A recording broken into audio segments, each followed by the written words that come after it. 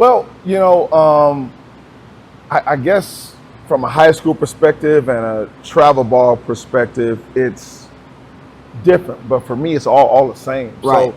So, I'm hearing people say now, 2027 kids. That means juniors in high school, Uh-huh.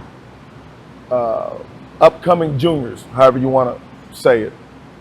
Oh man, he or she is still young. And I'm looking around like, junior, like when you're a junior, you are not young. Right. And my process is a little bit sped up, and I'll explain it this way. For us, when you are a junior, that's your last year of AAU. So you are the top of the food chain as far as age. Okay. We don't even look at seniors at all.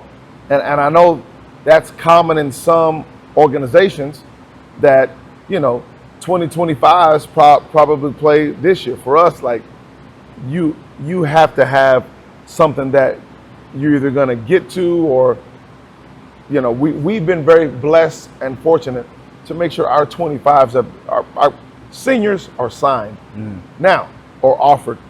Now, for me, my thought process is if you're an incoming sophomore,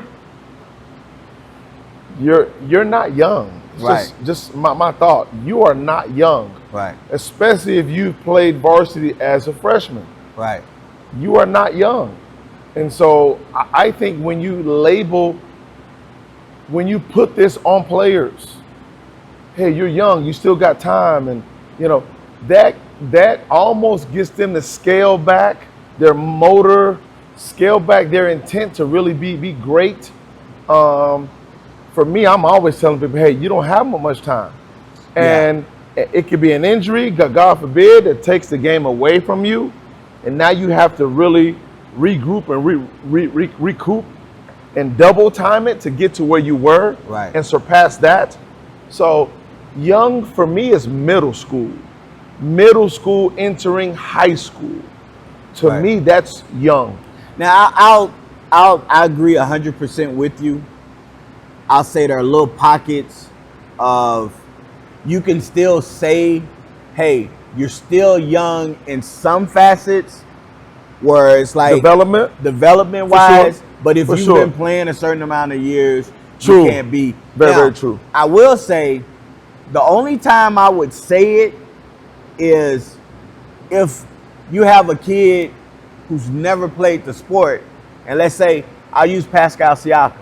I think Pascal Siakam had never played basketball until his like junior, I think sophomore, junior year is the first time he ever played. And look at where he is now. Obviously, his height, he was natural, in some instances. It's your footwork, soccer. But if I was to say, man, he's still young, what I'm referring to is his knowledge and IQ and stuff of the game. He hadn't been playing it, right? So you're 100% correct. I think there's a very, very tiny percentage where young would apply to, but it can't apply to a kid who's been playing. If you've been playing since 5th, 6th grade, and now you're in high school, you can't apply that. You're still young. And to your point, there has to be a lot more specificity as far as who you are, what your skill level is. Like if someone says he's raw, right? To me, that's saying he's still young as far as the game playing. It's not saying, he's young at age or young at, I like that. I like that term better. When we say, hey, man, this kid's a junior, but he or she's raw. Right. That's immediately telling someone, hey, they haven't had the experience playing, and they're still just learning the game. Right. Yeah. No. That I think that should be the term that they use, raw, as opposed to young. Gotcha. Because young does imply like, what do you mean they're young? They've been playing all this time. So I think it's very fascinating.